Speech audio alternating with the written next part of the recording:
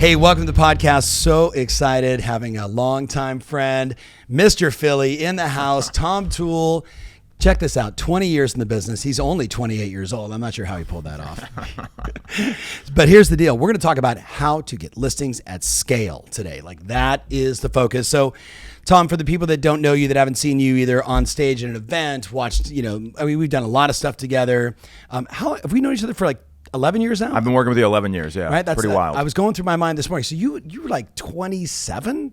20? You're being kind, 28. But, okay, but 28 years old. So for all my vet friends, he's 20 years in the business. But like give him the origin story. Like let's go back to like when we first met, and then we're gonna get into like this guy is masterful at all things prospecting, marketing, nurturing, converting, winning listings. 5 listings already this week. And he wasn't even involved in it, but we'll get to that later. Give him a little backstory. Sure. So, similar to you, my dad is in the business, right? Mm-hmm. And so I got licensed when I was still in college. Yeah. And I was a finance and accounting major. And I was like, well, this sucks. I don't want to do journal entries the rest of my life. Right. I sold like 3 houses when I was home in the summer. And I'm like, wow, these checks are awesome. Yeah. And then that's where it all kind of started. And, then I met you 10 years later. I, sold full time right when I got out of college. And I really saw a plateau in my business, and I was like, man, I got to do something here. Like, this isn't working for me. Yeah. And signed up. I watched one of your videos online, signed up for coaching, and then that was 11 years ago, and it's been like J-curve since. Well, so give people context. So last year, 355 transactions? Yeah, we did 355 sales. When I signed up working with you, I was doing like 35 deals a year. Which I want to be very clear for the people that are listening right now, whether you're listening or watching, 35 transactions a year is a lot when you look at the average of real estate professionals. And even if you take the America's Best list or the Wall Street, 35 transactions is no joke. So what do you mean you plateaued at 35? Well, I couldn't get over the hump though, right? So it was like 32, 35. Then like, it was kind of like that up and down sort of thing without a consistent growth trajectory. Yep. And I wasn't, there's no training in real estate, right? Like you join a brokerage, and I'm grateful to have my dad, right? He was a good mentor, but he did new construction. I don't do that. We're a resale business. So it was like, what's the playbook? How do you get bigger? How do you grow? And how do you improve your quality of life as well? Which we all know realtors tend to have pretty crappy qualities of life in a lot of cases because the business can eat you alive. Yeah. And so that's what I kind of saw happening. Mm-hmm. And I couldn't get that breakthrough I was looking for. And then I think it was like 2 or 3 years after working with you, we doubled to like 80 transactions. Mm-hmm. And that was a big deal. And it was me and one assistant. Right. And I like just had my son, and he's our oldest. That was about 8-9 years ago. Mm-hmm. And then it's been like, it's funny. Once you had that one breakthrough, like you'll continue to have breakthroughs, but you always remember that first one where it's like, whoa, what just happened? And that's a moment in time I'm never going to forget. And we use that to like train our people now and tell them what I went through so I can get them there quicker. Yeah. And they don't make the same mistakes that I did. So unpack, if you will, like some of the mechanics of that. So if somebody's listening right now and they're at like 18 or 19, like let's be clear for all my friends that are listening. I call it the trifurcation, in this case, the bifurcation, right? So trifurcation is 40% of the people haven't sold a house in the most remarkable real estate economy on the planet. But Tom, like so many of my friends out here watching, you fall into one of two camps. You're really successful, but you're stuck. Mm-hmm. Right? 32, 35, time, resources, there's just not enough time in the day. That's usually the biggest issue, right? Yeah, exactly. Or you're scaling, right? Stuck or scaling. Both are wildly successful. You've been in both places. Let's unpack, though, that year of the breakthrough. What was it that you did mechanically that allowed you to make that jump? Well, realtors tend to, they get business coming in and they stop looking for business. Yeah. And I made this decision, which we're still like, I'm actually getting out of it now because our business is changing, but this has been my life since that time, which is I'm going in and looking for business every day on the phones, using it as a weapon, and, using all the follow-up scripts that are there, understanding dialogues, knowing the right questions to ask. And I made an appointment with myself every day from 9 to 11, and I was on the phones looking for business and specifically looking for listings, right? And we're going to talk about this obviously today. Buyers are great. Mm-hmm. You don't get the same leverage that you get with a listing. No. You can, our goal, and one of the things I got from my very first coach was turn it into 3 more transactions. Like, where are you going to get the next listing? Can you get a buyer from it? How do you leverage that? Mm-hmm. And then all of a sudden, things start coming in. So it's that looking for listings, because that's the leverage point. That's what people want. They don't really care about realtors. They want to find a house, and they come to the people who has the most houses listed. So that was the big change. Like that was strategically when that happened. And then we brought on team members. I stopped working with buyers, and then everything kind of took off from there. But it was that discipline of looking for listings every day. Yeah. So when somebody hears that, like, again, like we have such and I love you all, a very diverse set of listeners. There's someone right now that's 16 years old listening to this and saying, oh my God, like I want to be Tom Toole at like 28. Like imagine selling, like that many homes, right? And then I've got someone listening right now that's like 68 and been crushing it for like 2 decades. And when they hear you say 9 to 11, they think cold calling. Well, it's, you like, could say it's cold like, calling, I know, but that's all their mindset. Right? It's prospecting, right? Like, I mean, it's finding listings, finding business. Call it what you want. I mean, whatever it is, like then you get that listing, and then if you have systems in place to leverage them, then things start to come in. And no matter what happens, and this is any business, when you start making the calls and shaking the tree, like things will come out of nowhere that you had nothing to do with, but it's the universe saying, good job, keep going. And there's no science behind it. There's no data, but it happens all the time. Everybody that does it knows. But there's case study after case study where that happens and people can say it. So I think it's that constant, hey, I'm looking for business. I'm not waiting for things to happen. You're being proactive, not reactive. Like that's a big thing with mindset in this business. And that's what a lot of people don't want to do. What's so interesting is like if my client Maxine Gallons, who's, you've known forever, right? She's 82 years old. By the way, just got named number 6 in the world for Berkshire Hathaway, her and her daughter, right? 82 years old, had a monster year last year. She would listen to Tom and say, well, yeah, that's what I started doing like, 22 years ago. And she'll say, I never did as much as my coach, Tom Ferry asked me to do. But the one thing I did is I was hunting for listings every single day. And she started with me in her early 60s. Now she's 82 and she's still doing it. And so why do you think, like, let's just talk, forget, and God bless you if you're in that camp, like forget the 1/3 that hasn't done a deal, right? Yeah. The stuck group, why do you think that they resist that, or do they resist it, or is it just, they just don't have any time? Like they're going to say, I just don't have any time. I'm so busy. I'm not busting their chops. I get it because I hear it all the time. Help that person move through that. What are the baby steps that they can do to get more control of their time and get more focused on attracting listings? So, you said this before. If it's not in your calendar, it doesn't exist, right? Yes. We're putting that on the wall at our office. Like that's how important this is because literally things will just come in and they're like, oh, I got to go to an inspection. I got to show this appointment. I got to do this. And if you don't make that appointment with yourself, if you don't say yes to yourself, right? That's what you're doing. Yeah. It's a mindset thing and it's hard to do. Like, I mean, it takes time, but once you have that breakthrough and it starts clicking, then it's like, well, of course I'm not going to go show that house. Yeah. I can't meet you then. How's 11 o'clock or something like that? Yeah. So it's really that discipline of I'm going to do this and nothing's going to get in my way. And discipline will carry you when motivation can't, right? So whoa. Say that again a little slower. Discipline will carry you when motivation can't. Yeah. What does that mean? Well, like, we all have the same 24 hours, right? And, you have the same amount of time as I do, as Tristan does, whatever. But the point is that discipline is the difference. Like you're not always going to be motivated to make your calls. Yeah. You might be having a crappy day. You might have, something might have happened in your personal life. This is the real world. Things happen. Yes. But when you're disciplined, right? Like that discipline will happen because people, they're creatures of habit, right? Routine is a real thing. And when you're out of routine, you don't feel right. Just like working out. We've talked about this a lot. It's just like eating right. All these things. If you're disciplined enough to do it every day, and that will, of course you don't feel like it, but then you set an appointment, you're like, yep, that's why I'm doing it. And you'll remind yourself. So it's the discipline, because the motivation comes in fits and starts. It's the discipline of doing it every day. Yeah. So let's go back to, so you said the first thing is, hey, I just carved out 9 to 11. And look, we're talking about, 9, 10, 11 years ago, whatever, like in that range, right? So back then, who you may have been going after is very different from today. So I want to unpack a little bit more about, let's go back to, for you, 2018, 2019, right? You're building your team and you are crushing on the listing side. So give people context. Last year, 355. Now remember, give them a little context for selling homes in Pennsylvania during the pandemic. So we were literally the last part of the country that was named essential. We were talking about this yesterday where it was Philadelphia and the surrounding counties. Right. Like Pittsburgh, you're good.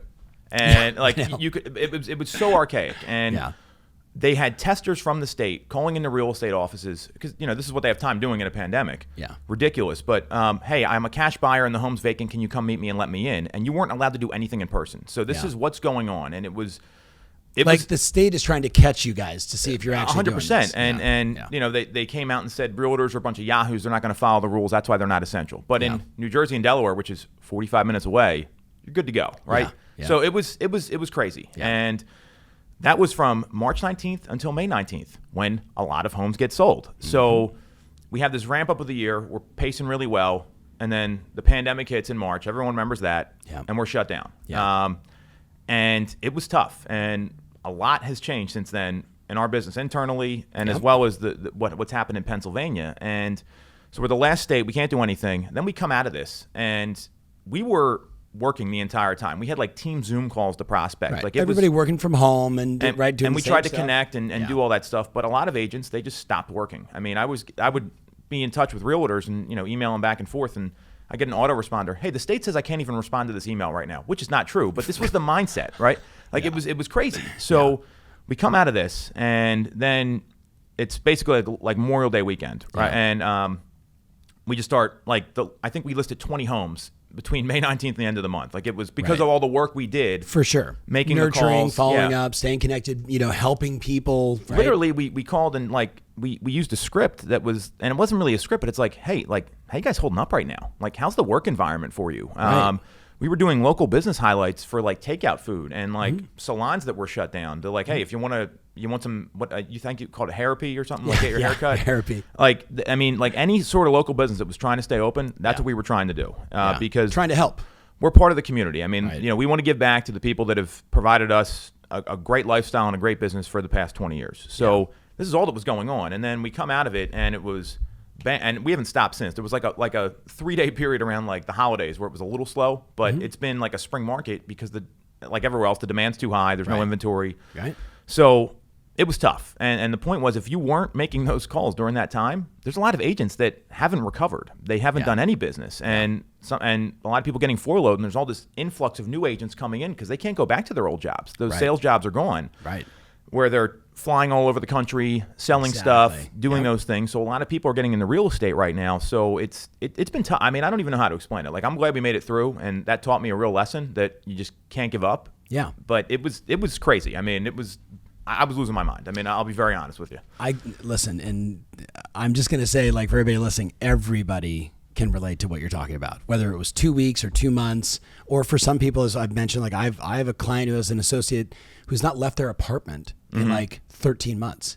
And they're highly productive, but they haven't left their apartment in 13 months. Like they're petrified, right? That's a whole separate conversation. We'll hit that in the future. Let's go back to, I want every one of my listeners to get more listings. At your highest listing taken personally year, how many listings did you take? 130. Okay, and what year was that? It's 2 years ago. I figured like 2019 was sort of I was saying 18, 19. So give people context. Like, he's masterful at scripts and dialogues. We want to dig into that. You're obviously great at prospecting. You're great at follow-up. If you were to like break down for people right now listening that, again, they could be a brand new agent, they could be a veteran agent, they could be somewhere in the middle. They're definitely not a lot of that first category. They're more the stuck and scaling group. What would you say are like the 5 or 6 most important things you did that year that consistently got you business, from making the phone calls to following up to handwritten notes, smoke signals? You know me, I don't care. Like, what was it? Because that same thing is going to help people get listings today. Video follow-up is the number one thing. I mean, that no one does enough video follow-up. Let's go back to getting the appointment first, right? Or getting the interest. Let's start at the top of the funnel and then go to the bottom of the funnel. Sure. The top of the funnel. Where are these opportunities coming from, and how are you going after them? So there's all the lead sources, right? The ones I look at that have been the most successful for us, expired listings, number one. Right. And that's a tough phone call to make. A lot of people are afraid of that call. Yeah. I look at it a little differently. They signed a listing contract with someone. Yeah. So they believe in realtors. Yes. They maybe picked the wrong one. They got some bad advice, but they want it to sell. There was motivation there. Yep. And I always look for the people that are the most motivated, right? Because if they don't have motivation, they're going to waste your time. Right. And you've got to get clear on that. So expired listings were huge for us. Our sphere, obviously, those were really the 2 things that have generated the most listings out of all. So let's just stop for everybody listening. Expired listings and past clients and sphere, right? Like those are polar opposite in many people's minds. But you see them, your reframe around expireds is, no, they already like real estate agents, right? They tried to sell and they got some bad advice, and you're pretty good at helping people. Yeah, well, and that's a great reframe. A lot of people ask me why I got into the business, and I am a big believer that we help people. This is the most stressful thing people go through. And you could be the smartest guy in the room, right? You could be an attorney, a PhD, and whatever, but you may not know anything about how to sell a house, right? And these people don't get it, and or they haven't moved. They haven't moved in a decade or two, and they're like, "How do I?" Right? Yeah. What's changed? And so I am a big believer that we help people, and if you don't adopt that mindset, then you're not going to be able to crack the code in a lot of cases. So I think that's, if you're talking top of funnel, knowing that I'm doing a disservice if I don't reach out to these people. I'm hurting them. I'm not helping them. Like, that's fundamentally really important. And that's one of our core values at our team. So knowing that's the case, then you get on the phone with an expired listing and let's role play. Ring, ring, ring. Hello. Hi, is this Tom? Yeah. Who's this? Hi, Tom. My name's Tom as well. I'm a local realtor in Wynwood, and I was calling because I saw your home came off the market. Yeah. You got a lot of realtor calls, huh? Got a few. I wish some of you guys had actually called when my home was on the market. Yeah, I hear you. I got to work with these people, so I know how you feel. Believe me. So tell me a little bit about what happened. Where were you planning on moving to? Well, we had a possible job transfer, down to Florida, and my wife is kind of still traveling back and forth. I know they don't go that deep real fast, but I want to actually get to the fun stuff.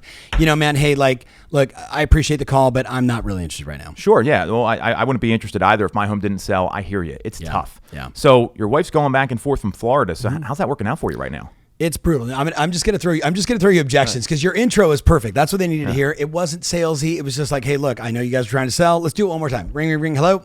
Hi, is this Tom?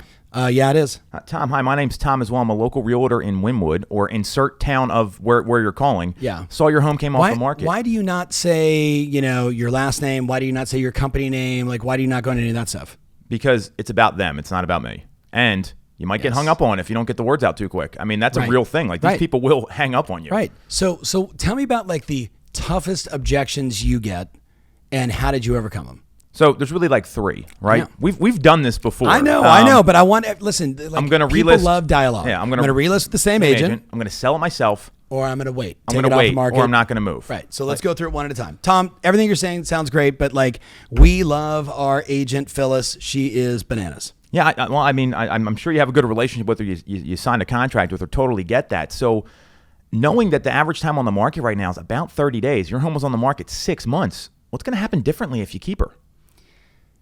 Yeah, I know, man. We've actually been in that. I mean, that's it. That's all you need. And they're either going to go, or screw you, or give you a vanilla answer. And here's the thing. Do they ever say screw you? Like, you know what I mean? Right. So let's usually go. F you in Philadelphia. So I'm trying to be polite for my listeners out there. I'm not going full Philly style. So look, Tom, she's awesome. I totally get what you're saying. I appreciate the hustle, man. Why don't you bring us a buyer? And Phyllis is awesome. So obviously by you asking me to bring you a buyer, Tom, that demonstrates you're still serious about selling. So knowing that you should have sold the home 6 times and couldn't sell it once, given the time on the market, would it be that crazy for us to get together to look at another strategy? Yeah, I'd have to run that past my wife. So why don't you send me about like some information on who you are, what you've done, all that kind of stuff, and let me sit down with my wife over the weekend, and then I'll ring you back next week. I'm married too. Totally get it. Yeah. And I'll certainly send you some stuff. Why don't we set up something tentatively, because my schedule tends to book up a little bit, and I can just call you next week to confirm. So how's Monday or Tuesday after 3 o'clock? Yeah, probably better Tuesday, but like penciled. Yeah, well, of course. I got to talk to the boss. Like I said, I'm married too. Yeah. I get it.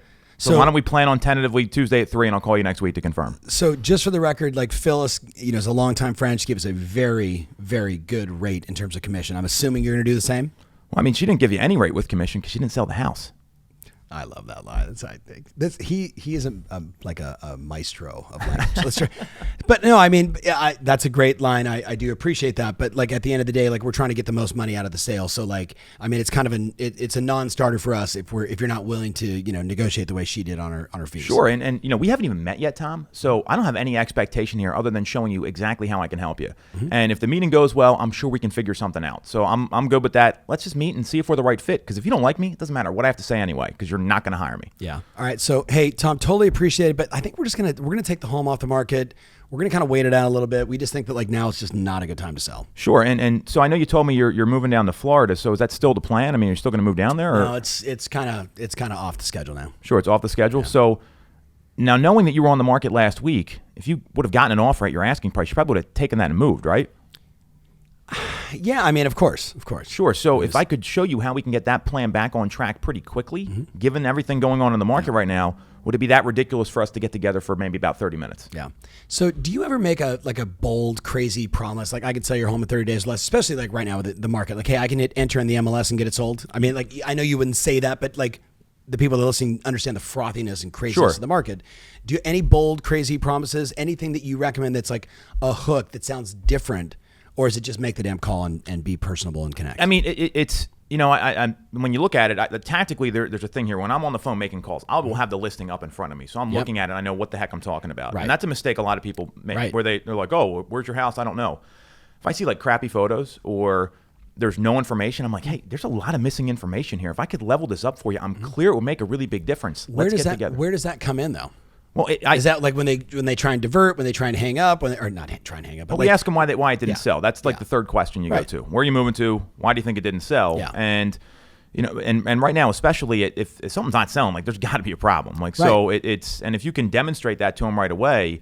And a lot of times they'll be like, yeah, we didn't like those photos. Or, wow, yeah, you're right, there is no video. And like silly stuff that should be automatic, especially given the way the market is. Right. I mean, people But again, we're talking just for we're talking 2019, and the 2019 market was really good. Yeah, it was not like this, but it was still like a 3-month supply instead of a 1-month supply. Right. So very seller friendly. Right. And just having that context of you actually took 30 seconds, literally on the phone, looking at the house and giving it more information, because a lot of these people making these calls, you got to realize who your competition is. Yeah. They close like a 16-year-old kid at a dance, right? They just go, why aren't you hiring me? They get really aggressive. Yeah.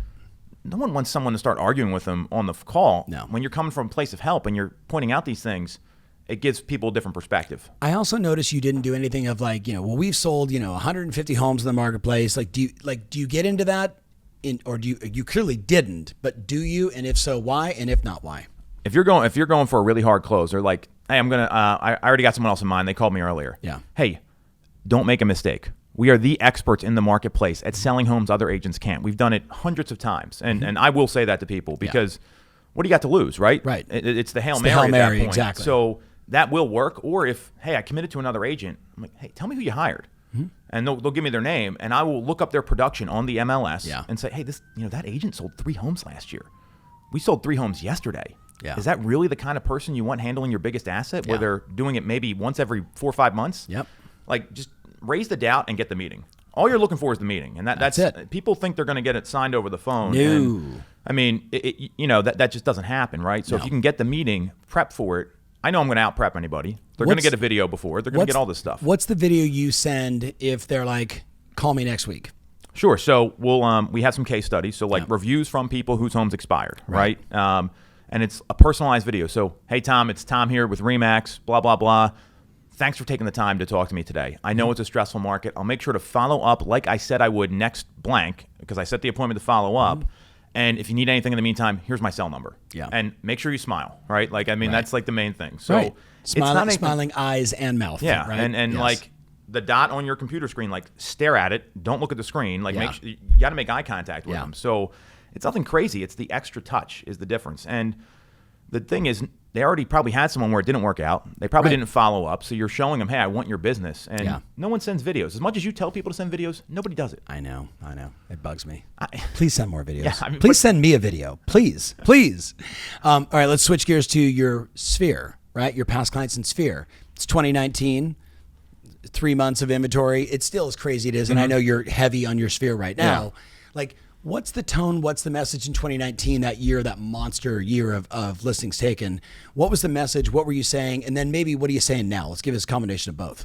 So that hasn't changed. We've just over-indexed on it. What does that mean? Hey, Tom, it's your birthday. Happy birthday. Yeah. Hey, 5 years ago you bought this house. How's everything going for you guys? Yeah. Use the Ford script, right? Family, occupation, recreation. I never get the dreams. That's weird. But like literally ask those first 3 questions, and that's all you have to do. I mean, I never ask for the order on these calls. Yes. Because so here, just call me. I'm in your sphere. Ring. Hello. Hey, Tom, it's Tom Toole here. Happy birthday. How's everything going, man? Hey, man. Thanks for calling. I totally appreciate it. Yeah, dude, we're just, we're busy. We're hustling. We're just trying to navigate, these crazy times, man. How about you guys? We're right there with you, man. I mean, I know it's been a crazy year for everybody. So how's everything been holding up for you? How's the work environment been? Dude, my dining room table and my closet have been fantastic, all kidding aside. Like, no, I mean, it's, Look, I'm very blessed. We're very productive. Everybody's working. It's just different, man. We're all in it together, and just head down, man. Just dining room table, and let's go. Yeah, I mean it's been brutal for everybody. So I'm in the same boat you are. I'm grateful we're able to work right now. I'm grateful that my kids are okay. Yeah. They're getting back to school. So I hear you. 100%. Doing anything fun for your birthday? I know it's kind of a weird time to celebrate a birthday, right? Man, I wish I was going to Florida or doing something fun, but no, I think we're just going to chill with the kids and, outside, the weather's going to be hopefully nice this weekend, get some playtime with the kids, man. Sure. I'm you know me, I'm right there with you. Yeah. Well, I was just calling to send you some birthday wishes. Grateful for you, Tom. Enjoy your birthday. And you ever need anything like household related, like a electrician or something, just call me. I'm here for you. Love it. Like, I love that because it's just, hey, just touching, man, just going a little deeper, right? No. Okay. So I'm the biggest advocate, and you've heard me say this a million times before, of like asking questions that either invoke the opportunity, right? We're getting people to talk about it. And you did, you're like, how's work, right? How's home life? So do you hear from people when you're making those calls? Like, was that a normal, or do you get some people that are like, dude, we're thinking about selling? Like, they just bring it up? We've had a couple. Like I called. This just happened, and this is the best. So it wasn't even my client. It was a former team member's past client. I called him anyway. I'm like, happy birthday. What's up? And get the guy's voicemail a week later. Hey, we need to move like next week. Yeah. And went over, signed the contract. Yeah. People you don't think are selling are going to sell. Right. And I think if you're not touching them, you don't know. And then all of a sudden there's hey, we worked with you 10 years ago and we're ready to list. And it comes out of nowhere. And maybe I called them 6 months ago. Right. But it's doing that every day, and especially now because there's so much disruption in the market, and it's so hard to get listings. Like, I look at what I did to get listings when I was 22 years old, and it was call the people I know, like circle dial, right? Like all this, like, I mean, the internet, like lead business was not a thing 20 years ago. No. Realtor.com was like just getting started. Yeah. So we've just been going back to the super basics, because if you do the things other people don't want to do, you can do whatever you want. The rest of your life. Right. I would argue that, especially for my longtime podcast listeners, you're hearing this consistent theme of all of our best clients who acknowledge, hey, multiple lead generation sources, multiple approaches, don't be myopic. But I'm really pushing people hard on, like, get back to deeper, more meaningful relationships with your sphere. And the joke that I play is I say, grab your phone, right? Go to your contacts, look how many people are inside there. Remove at least 20%, because they're probably real estate agents that right? So let's just say you now have 800 people in your phone. Well, the data shows that 80 of them right now are thinking about, I didn't mean they are, they're in the research phase. 10% of all the people in your phone are on the research phase. And I'm calling you out for some of you out there. You have listened to me, you've created content, you've shot videos, you're doing email marketing, you're doing direct mail. But if you don't go to the next level and go, hey, Tom Ferry, how's it going? Like, you didn't always do that though. So what was the shift for you? Well, I mean, so, I had a mentor when I first got started. So John, if you're listening, what's up? So this guy, he's still with our firm, and I've never seen anyone get as much as their sphere from him. And different business model than us, but I mean, literally he's writing handwritten notes, doing all this stuff. And it was, I saw it and I'm like, duh, like, this is why I have a mentor. I'm going to copy what he's doing. Like, I'm not going to try to reinvent the wheel here. Yeah. But then I had this story, right? I don't have a sphere. Yeah. BS. Anyone, remember the memory jogger you had in like Life by Design or whatever it was? A through Z, right? Everything. It's like 157 questions. So we take every one of our team members through that when they onboard, because I don't want to hear you don't know anybody, because you do. My dog groomer turned into 5 transactions because I told him I was in real estate. Yeah. And I gave him my card and said, hey, if you need anything, let me know. Yep. And I would see him every couple of weeks. Yes. And if you don't give him that card, that's a ton of lost income right there. Right. And that's one example of something everyone can do right now. Yeah. Yeah. People that cut your hair, right? Your dry cleaner. Right. If you're still wearing suits. But I mean, like, so that stuff is, you got to make it consistent, and you just got to make it by design, and just do it. But back to the question, like, you did it early, and then I think you moved away from it. Yeah. Well, and now you've come back to it, more so, in the last like 5-6 years. Mm-hmm. So what was it? Because you took on all these multiple pillars, and I'm not calling you out, because I think it's very typical, like in our world, like, we always work our sphere, but we do less of the personal touch. We do more of the electronic stuff, the direct mail stuff, and we assume that that's going to win. And it does help. You have to do it all. But I'm an advocate for, you got to send that personal video. You got to do that FaceTime. You got to do that call. When you see your ex-client's home show up on the MLS with another agent, it's a quick wake-up call. Yeah. So that happens once. Happen? Yeah. Happens once, not going to happen again. It was super high price listing. I thought I was solid with them, and it was my bad. I had the meeting with myself, personal responsibility, and that's what changed it. Happened literally like one time. Like that happens once to you. Yeah. Now, maybe some people don't take note or they don't pay attention, but that's what changed for me. Right. So let's go back to the funnel. So top of the funnel, past client sphere, expired listings in your biggest year ever. And then walk us through like middle of the funnel. Someone's like, look, Tom, we want to do something in the next, like maybe 5-6 months.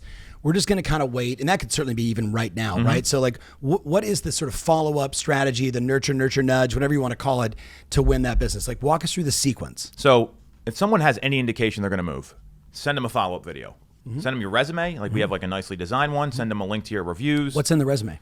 How many, like our sales volume, how many years in the business, just a little background information. Like it's a resume. And we do it for every one of our team members because they can lean into the team. It can be branded for them. Yeah. So that's really important, especially when you're a newer agent and people ask you those questions. Well, hey, I did this and our team did this. And they're like, okay, cool. Yeah. Let's go.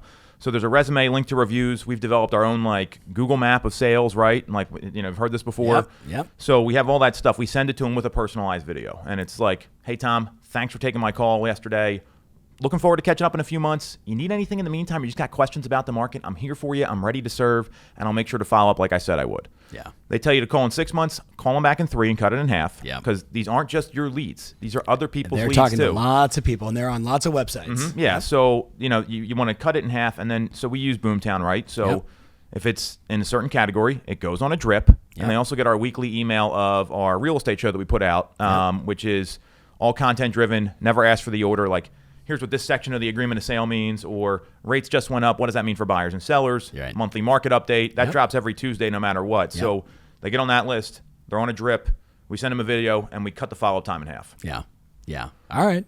So by the way, everybody, so I'm going to divert from the funnel just for a second because it's a part of the funnel, right? It's part of the top of the funnel. It's part of the middle of the funnel. It's the ongoing funnel.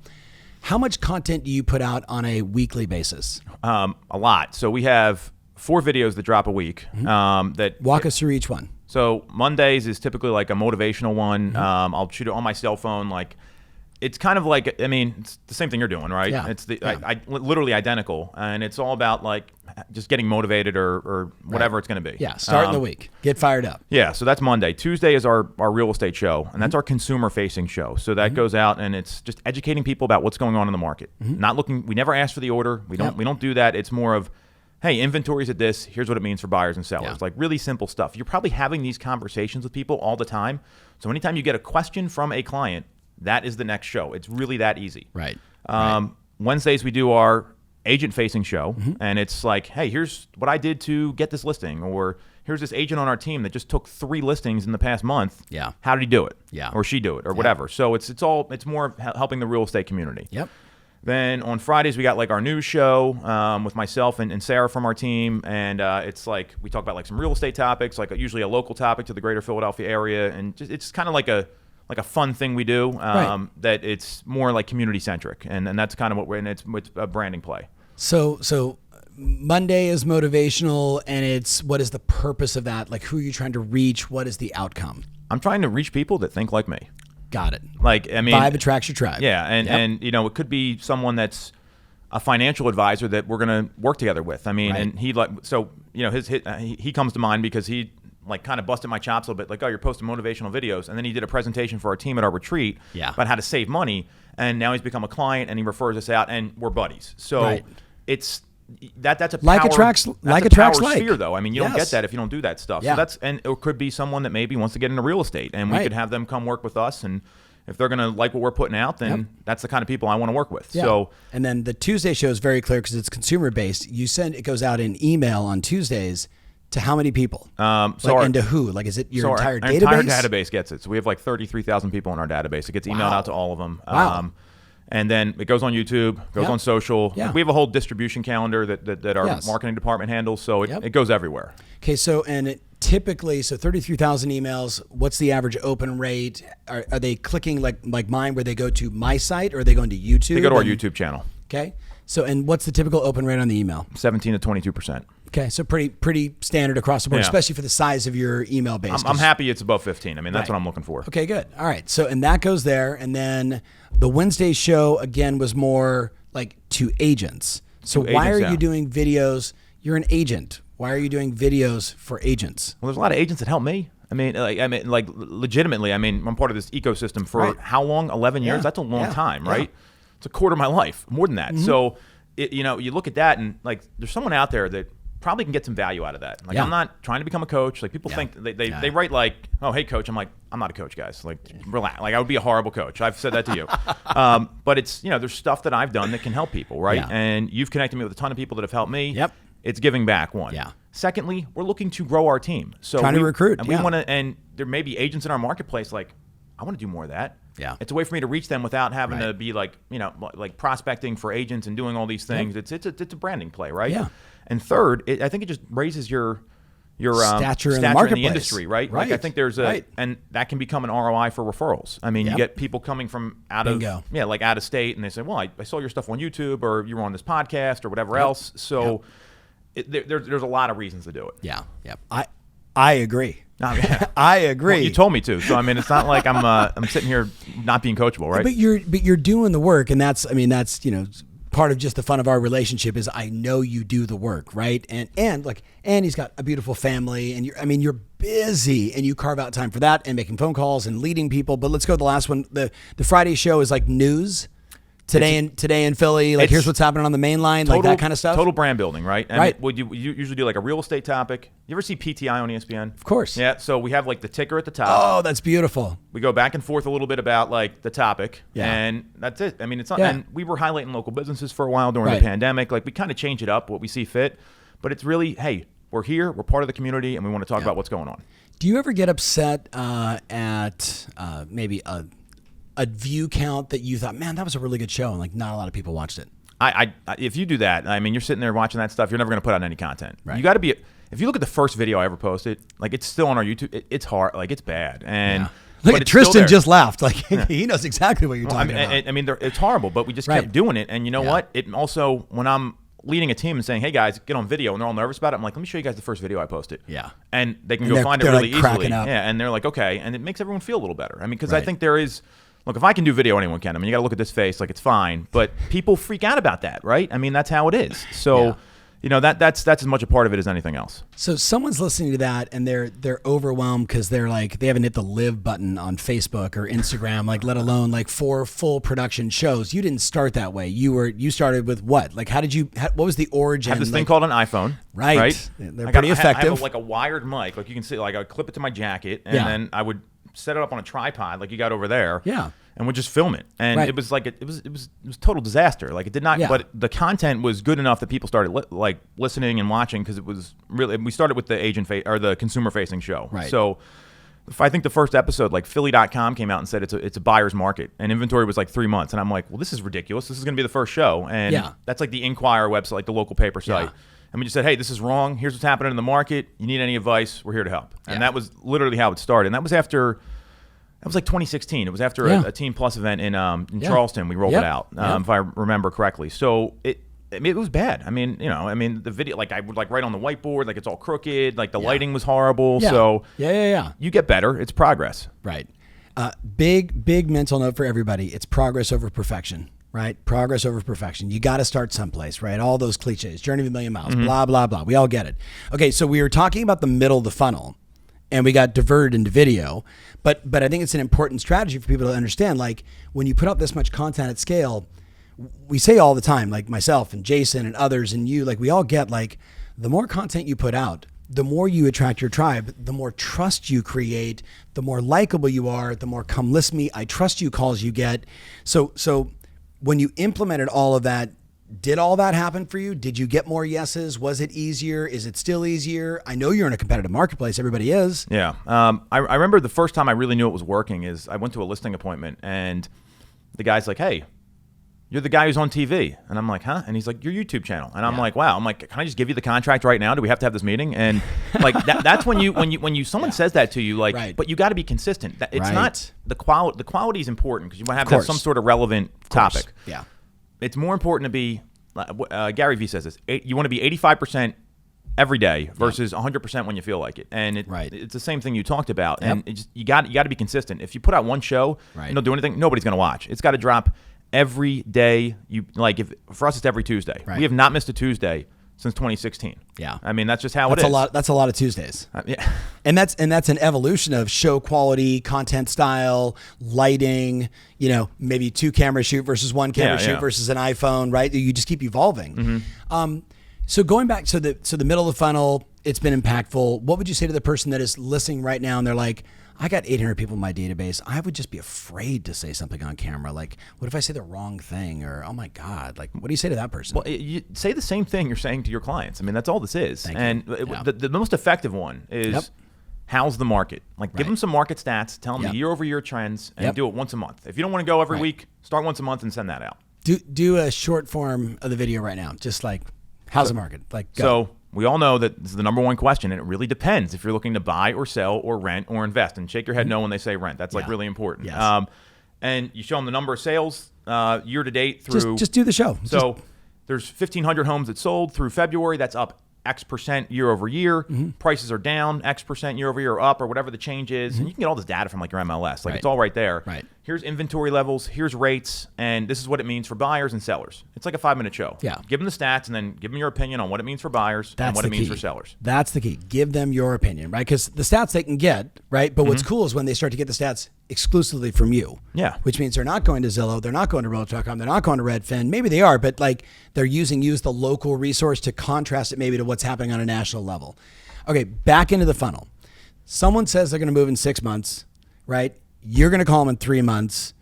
They're getting emails from you now, right? Are you watching open rates? Are you paying attention to that? You use Boomtown, so you got some analytics that maybe the average person doesn't have. This is really important. You don't want to mass email your database through your CRM because people will unsubscribe. So you can't. So I don't have those analytics. We use MailChimp, right? And our marketing director handles all this. So I'd love to tell you, like, I'm checking it out, but she's reporting to me like we're supposed to. Yeah. And we do look at that. What we also look at is their engagement on the site, right? So. The thing for sellers that enough people don't do, and any CRM can do this, put them on a sales activity drip relative to their home. Right. And send it out every 2 weeks. Yep. You can automate this. So and you can like do like the mapping tool, right? Yep. So it's this part of their neighborhood, because then it looks like you know what you're talking about. You don't want to send them the whole school district or the whole township or whatever municipality it is. So send them something similar. Yep. Everyone should be on a property drip, whether it's a buyer or a seller. And then you change the frequency, and then they're getting data from you, right? And then when they go to look on this for the data, they're going to your website. They're not going to Zillow or Redfin or these other places where there's a lot of off ramps or additional fees, right? I mean, like, so you don't want to hurt yourself there, and that's really effective too. And I don't think we talk about that enough in general. And the seller e-alerts, that's what Boomtown, like those things crush. Yeah. So let's I'm gonna divert again from the funnel again, and I want to talk about automation, systems, software. Walk us through, like, as you're onboarding someone new on your team, what are all the various softwares they have to learn how to use? Yeah, so our tech stack is what we do with Boomtown is I'm tech savvy enough, right? So we are looking for places where it's going to be easy for agents to onboard. So anything, if there's an integration, we're big on that. So Boomtown's our CRM.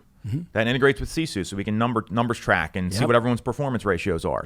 Also integrates with BombBomb. I'm like huge BombBomb user. I mean, and then you don't get the big email that you can't send. It's an embedded link. So those three things all integrate right there. They have to know how to use Google, right? Like shared sheets, Google Docs, all that sort of stuff. They have to download the Boomtown app on their phone. Then they go through the Boomtown training, and then the additional. And we have everything is like video based, right? It's like an LMS that we built on a training site. So those are three major ones. The Mojo dialer to call through people because it's way more efficient than manually dialing. So we have all these different things, and we just want our agents like living in the CRM where you go check your vitals, or okay, this is who I need to talk to today. And the whole point is it helps them work smarter because they're already working harder. So then it's tough to lose, and they're already out working people that don't use the software like they're supposed to. You can use any CRM you want. Just learn how to use it. And like I'm a big offender. I'm like, jump in and start using something without going through the training. Don't do that. Go through all the training. It's all video on demand. And it makes it really easy. So our tech stack isn't anything crazy. What about transaction management? So we use .loop, which also integrates with Boomtown. And that, again, the back end takes care of all this, which is great. That's why the support staff, so they make sure all the paperwork's there, the dates are there, they put the deadlines in, and it all goes through Boomtown. I mean, that's the beauty of it. Project management? Project management, we use Trello. So, Okay. and that's more of a support team and leadership. The agents really don't do that stuff, but we use Trello and we just move it along. We have like a weekly cadence of meetings with marketing and ops and everything else. Where do you get data? Like data on, like, do you use Remind? Do you use House Canary? Do you how do you get data to understand more of what's going on inside your marketplace? So, I mean, honestly, the easiest thing we do is we watch This Week in Housing. Yep. Our agents watch this because if you get the economic trends and you can communicate that, Right. you only need like 5 talking points. Like it's not anything that crazy. No. And so we've got all that down from This Week in Housing, and literally we just share the link to our private Facebook group for our team. Yeah. We do a lot of coaching in there, and we just put it right in there. And then every week or every month, our marketing team, what they'll do is they'll take that monthly report from the MLS or from the Board of Realtors, and they put it together in a handout for the team, and they just send it out in Slack. They post it on our Facebook group so the agents don't have to go looking for it. Yep. It's right there, and they can say, here's what's happening with prices, here's this, here's that. So, we could probably do a little better with the market stats, but this is real life. So this is what we're using. Right. So let's go back to the funnel, right? So now we understand at least the tech stack you're using. You also mentioned Slack, which I love. Yes, I mean, it's beautiful. Like I've a couple CEOs I'm working with in bigger startup companies, 50, 80 people, and they're like, no email. We're not like, I'm not saying they're not doing email marketing. They're just like, we're trying to get away from email. Everything's inside Slack. Not recommending you do that, but it is a growing trend that we're seeing. That's how we handle things with our team. It's, hey, you want to talk to me, use Slack. Like literally do not email me because I'm not going to respond intentionally because I want you to use Slack. Yeah. And then this is important for agents. Mm-hmm. When I see the Slack notification pop up, that's a lot different than getting like a text message from somebody where it could be like some dumb meme your friend's sending you. So I know what it is, and that goes a long way. And that's the same thing with using Boomtown. When you email and text through Boomtown, you get a Boomtown alert. So I'm like, all right, this is business. I got to respond to this. Right. With the amount of messages that people get in general, it's a lot to take care of. So if you can segment it that way and know what's popping up on your phone, it makes life a lot easier. Cool. So let's go back towards now. It's hey, we're getting near the ready stage. You're calling that person at 3 months. They said they're going to move at 6. Give us like some optics on what's that like. So ring, ring, ring. Hello. So hey Tom, it's Tom Toole here, following up with you like I said I would. How's everything going today? You're like the guy in my email with all those videos, man. Like congrats. Well, I'm glad you still took the call after seeing those videos. That's a good sign, right? So I know you were talking about making a move in the next couple months here. I just wanted to give you a call to follow up, see if you had any questions about the market, if you want to see what's trending right now, or there's anything I can do to help. I keep hearing all this stuff about inflation. I saw the interest rates have gone up since we spoke last. I'm getting a little bit nervous, to be honest, about the market. What do you think is going to happen in the next 2-3 months? Sure. So rates have ticked up, no question about it. And knowing that you're looking to sell and move out of the area, you're still in a great spot because even as rates have ticked up, inventory is still less than a month right now. And an even market where buyers and sellers have equal leverage, it's a 6-month supply. So you're 1/6 of that. So even if rates went up another point, there's still people that are buying homes because they need to. And you have all this millennial demand coming right now. There's 70 plus million millennials in the country. Most of them didn't buy homes. Yeah. They're 50 million plus, 3/4 of them, they want to buy a home in the next 24 months. So that demand's not stopping. Yeah. As long as that's the case, you're going to be in a great spot. Yeah. Even if inventory spikes up to a 3-month supply, you're still in a great position because it's so low right now. So I'm not nervous. The rates might pull back a little bit with some of those people that were buying just for the payment, but the demand's still going to be there for the people that really need to buy, which is who we want buying your home because they're going to be the ones that close and are easy to work with. Yeah, and I got to just be honest, man. Like my wife has been on, site X and she's sending me, emails every week. Oh, look at this house. Check this house out. And then a day later it's gone. Mm-hmm. Right? So we're going to make a trip down there. We're going to be down there hopefully in the next, month or so and we're hoping to try and find a house. I guess I'm just a little bit nervous. I keep hearing that I could sell my house really quick and I can make a lot of money, but then all of a sudden I'm displaced because I'm not just moving down the street. I'm moving from the state, for my work. And I'm just a little bit nervous about that transition. What are other people doing? How do I time all this? I don't want to rent a house. I want to move and move in. Well, if you can buy before you sell, that's the move right now. That takes a lot of stress out of it. The harder thing is securing a home. So how are you searching for properties right now? You're just looking online? I mean, we've met a couple agents down there because I've got another friend who's down there who's kind of making it a little bit easy for us. But again, it's the same. I mean, that market is I know it's hot here, but it's crazy there. There's just no nice homes on the market, right? So we're trying to figure out that. I don't know if I'm answering your question entirely, but Yeah, it's a stressful time because like we know we got to do it. We know we got to be down there, but I feel like I know I'm going to, put the home on the market. It's going to sell really fast. And I'm just like, give me some, like, what would you recommend? Like, how do I make this an easier transition? So, number one, we got to see what the financials look like for you. If you can buy the home and secure that home first before selling, that's going to be the easiest path. What we also know is because of the seller-friendly market conditions, you can get a post-settlement possession right now. You can negotiate a longer-term close.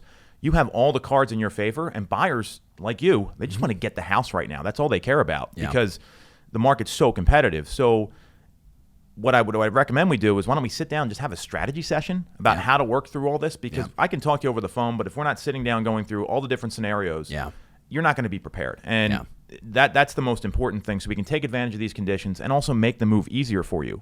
So if you can't find the new home down in Florida, I know you got a time and deadline coming up. What's plan B? What's your backup plan? That's like my favorite question. That's the problem. We don't really have one because we're trying to time this right as, the school year, giving us like 30 days before the school year begins again.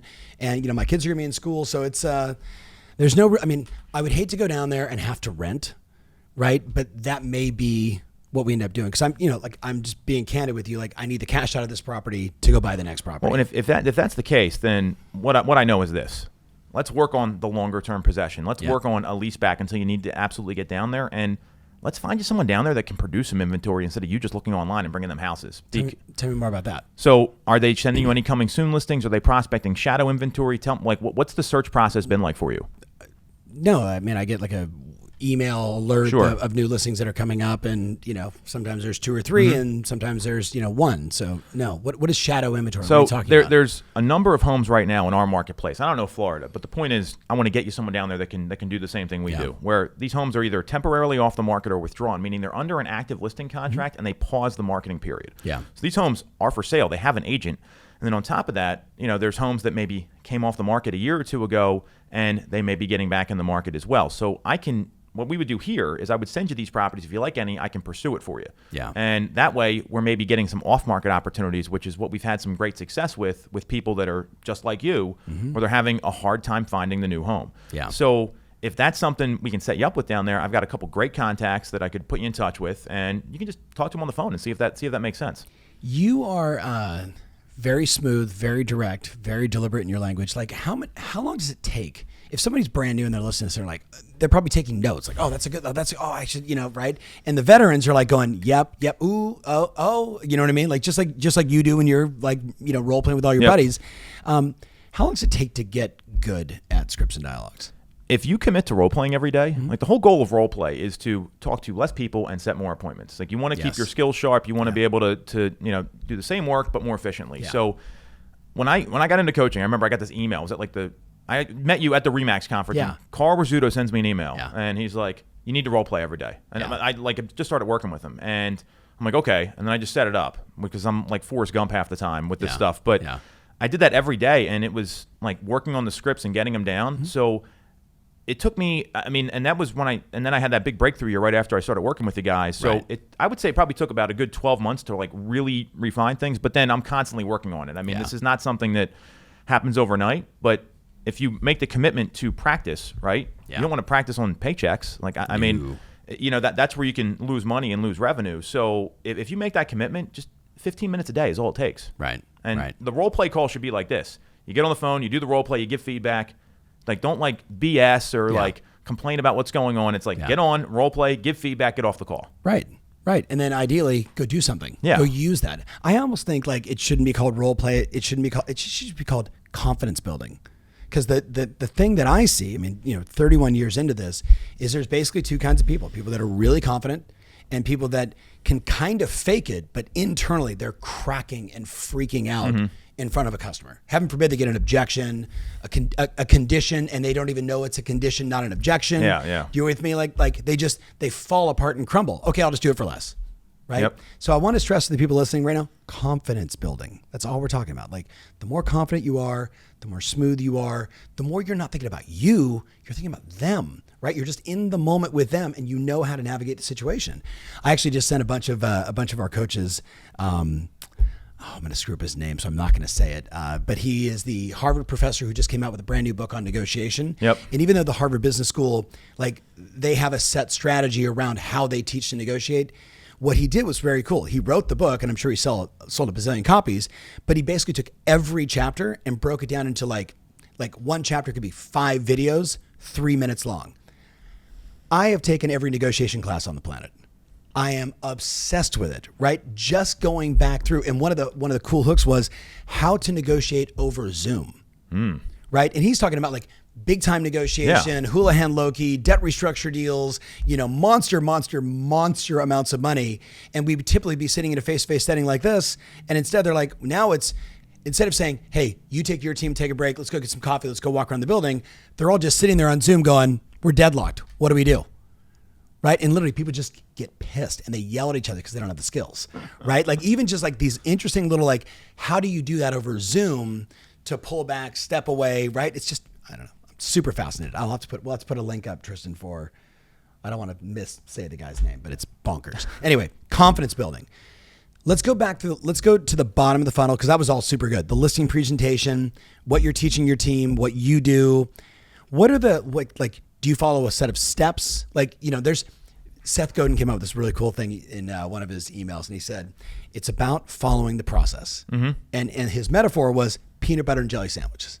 He says, you don't take the peanut butter, put it out on the table, and then put the bread on. No, you put a plate down first, then the bread, then you do the peanut butter, then you do the jelly, then you do the other bread, and then you cut it in 4 and you share it, right? Yep. He said, but most people, what they do is they put the peanut butter in the wrong position, then they put the bread, then they do the jelly. They screw up the process, and then they say, that doesn't work.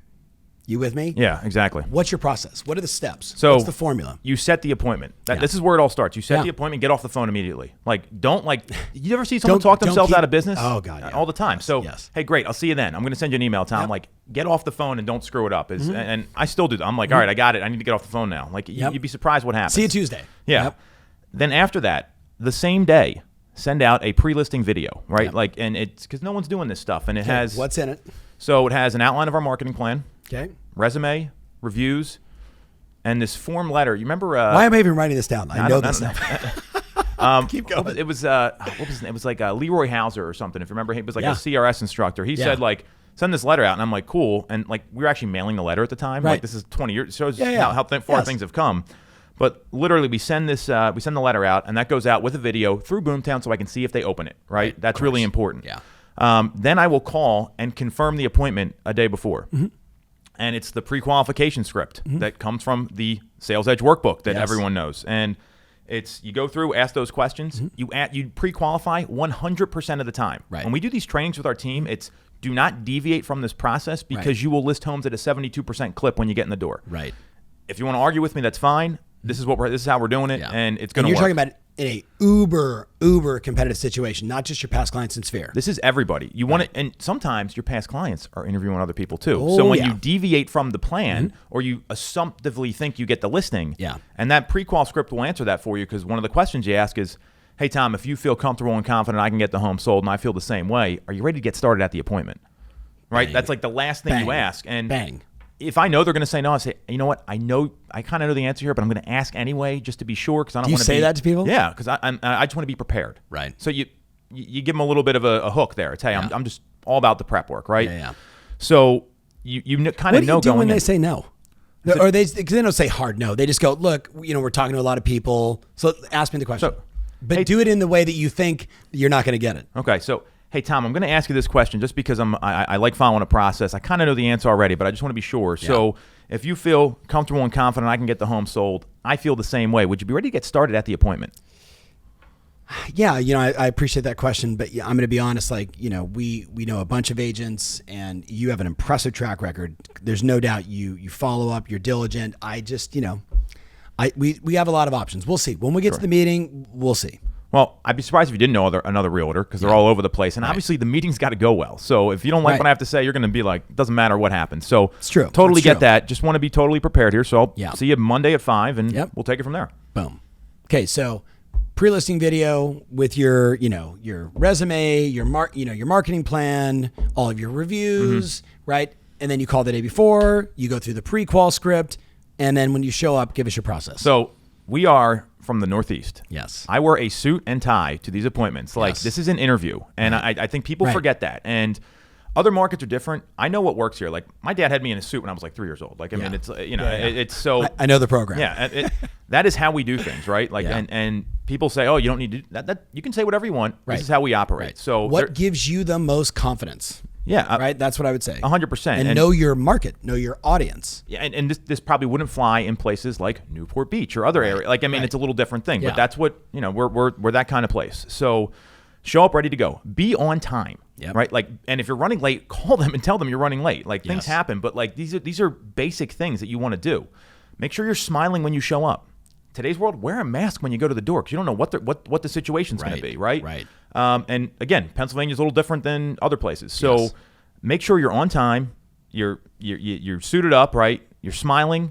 Know how you're going to walk through. And then when we get there, and this is a hard move, but it's something my coach pushed me on is, hey, Tom, I'm going to take a walk around the house. Is it okay if I go by myself so I can see it the same way a buyer would? Why do you do that? Because I don't need a 20-minute tour of the house. I'm trying to get in, get the contract signed, and get out. Do you think that breaks rapport for some people? It probably has in some cases. Mm-hmm. The majority of the time, it's worked pretty well. I mean, like, you look at the numbers, right? I mean, it's not going to work all the time, and then what do you do when they're like, no, I want to show you the garage? Well, I'll kind of let it. I mean, you got to let it happen. You can't be silly about it. Yeah. But no.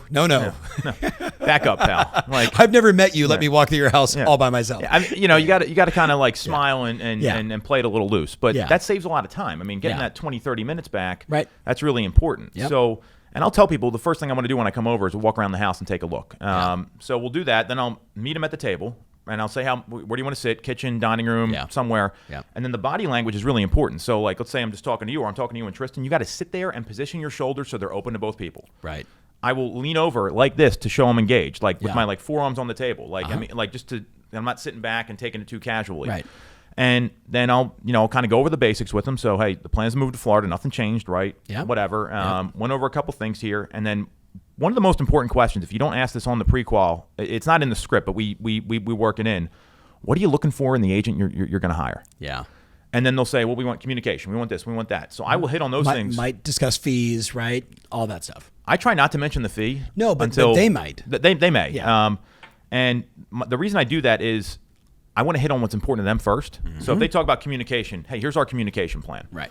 If they talk about, hey, I want someone I can trust, or I don't want you to tell me what I want to hear. Yeah. Well, hey, that's the difference between a good agent and a great agent. A great agent gives you all the news and helps you out and guides you through the process. Mm-hmm. A good agent may tell you what they think you want to hear, so you'll hire them. You don't want that kind of person, do you? Okay, let's go. And so make sure you get the basics down. Hit on what's important to them. You got to make it about the person, not you. Yep. And then we do have a formatted presentation. So it's I read this book like when I was like 22 years old or something. It talked about like the 3 Ps. I don't know, property, I don't even remember. It's marketing, how well the home shows. You've told me this. There's 3 reasons why a great home sells. Yep. Buyers need to have the right emotional reaction when they walk through the door. Yep. And I'll tell them our staging team will help you with that because you don't want me doing that. That's another time saver. Yep. You have to have the right exposure online and offline. Mm-hmm. I'll go through our marketing plan. And then the home has to be positioned properly to sell. And then we'll go through the analysis. Price. So that's really the format. And we have a scripted marketing pitch that's always evolving because we're testing out stuff. So we'll talk about, hey, we have a staging team, they'll help you get ready, but it also saves the agent's time because you're not taking like the room measurements yourself and writing down all the features. Like that's not what we want agents doing. So we have that. We have a staff member come out and do that. We have 2 of them now. So that happens. So you save time there.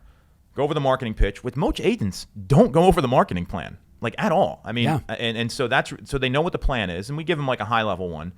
And then we go through, show them the results they can expect. Here's our team's rankings, blah, blah, blah. This is how great we are, ha, ha, ha, whatever. Yeah. And then I'll actually say to them, because you don't want to like come off like braggadocious, right? I don't even know if that's a word. I think I might have made that up. But braggadocio, I've heard.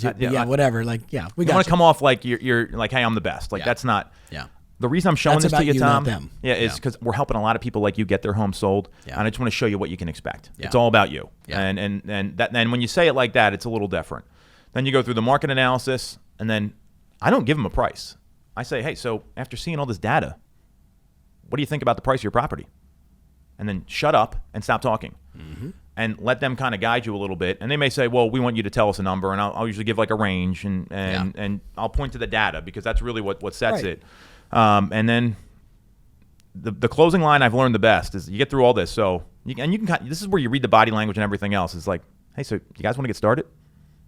And see if we can get them to sign. And like that's the game plan. It's not anything crazy. It's just it's a formatted plan that works and has a documented result. Yeah. And the key is 72%. And, for context, right, for the person listening right now, how many agents do you have now on your team?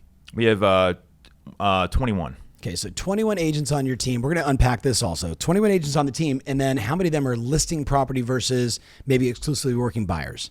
So we train everyone how to list from day one, because the buyer-seller combo gets a little dicey, right? You're bringing in like another agent that comes in, and all of a sudden things get messed up. Yep. And we had done that in the past when I was listing properties, and then we'd bring in someone on the buy side. That's a little different because I'm running the team, and it's more formatted. So we're training all our people how to list from the beginning. We have agents that are actually going out and like, I want to list, so I don't want to work with buyers anymore. So and it all comes to that discipline of prospecting and all that other stuff. But we've got legitimately 4 agents right now that are listing at a high level, and some of our new people are coming in, and I mean, they're getting listings within their first month or two.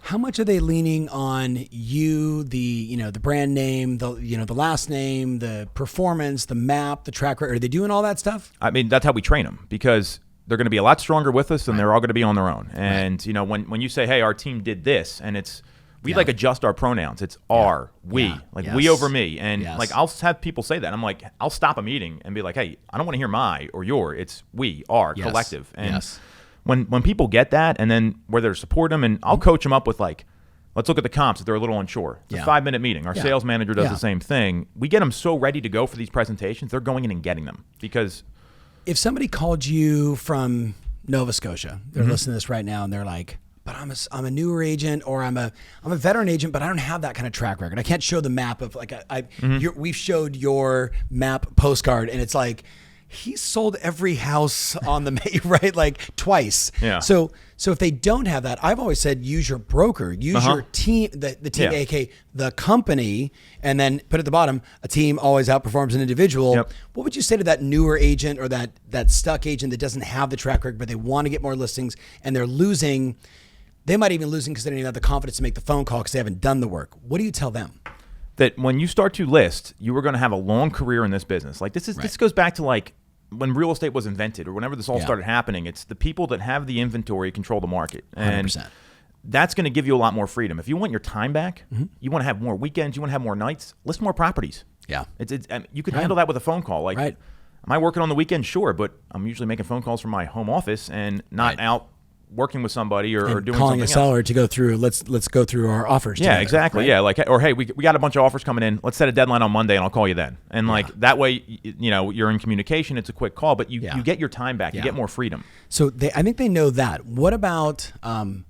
Tell me if you were you're leaving tomorrow and you're moving to Naples.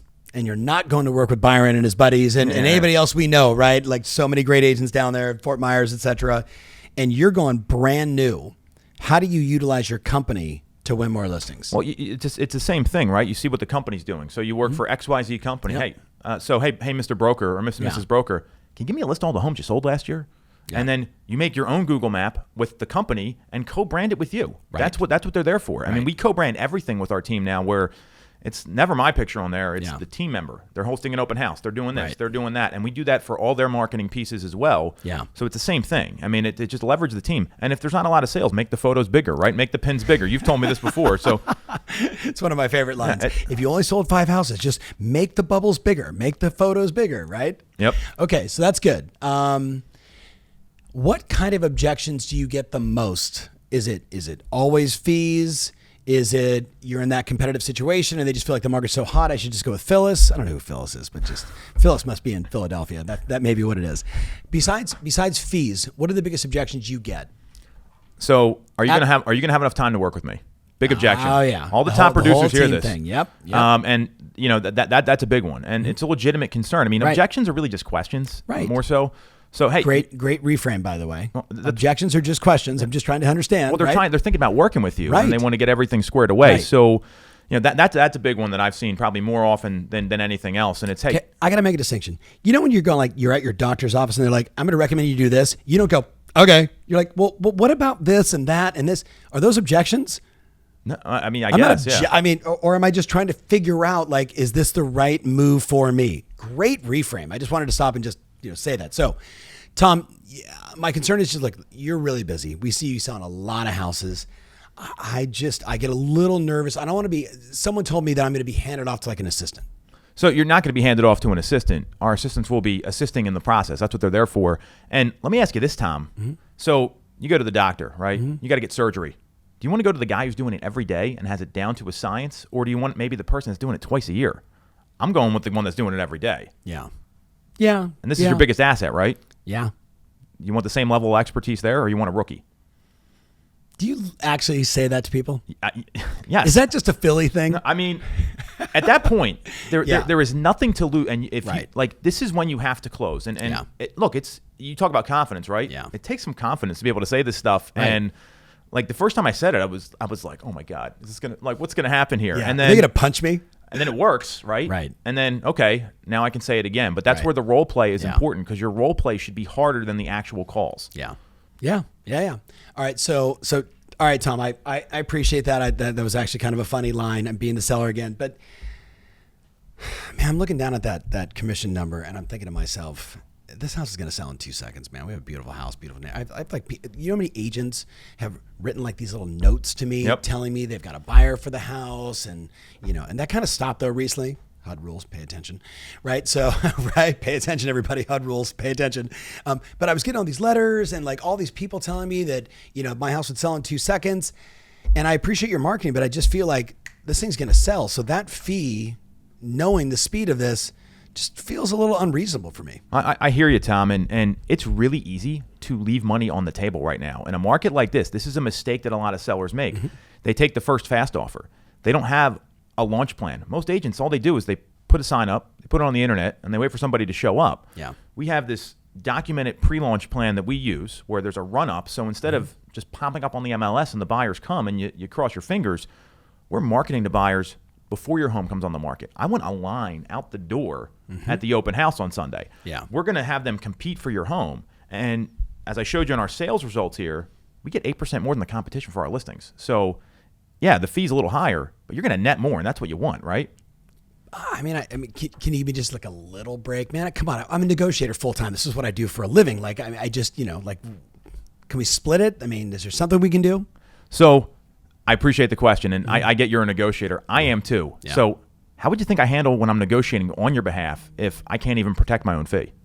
So I know that line, right? Do you actually say that to people? Yes. And how do they respond? Some people say, okay. Yeah. Others, they give you a little bit of a hard time. Yeah. And like, I'm not going to, and we've talked about this, like, I am pro deal, right? Like, I want the listing. Yeah. And I know I'm not going to walk that. away from $25,000 over like $1,000 yeah, or $2,000 or $5,000. That's a mistake some agents make. They take so much pride in that. And when you approach your businesses, I'm getting 2 more sales from this listing.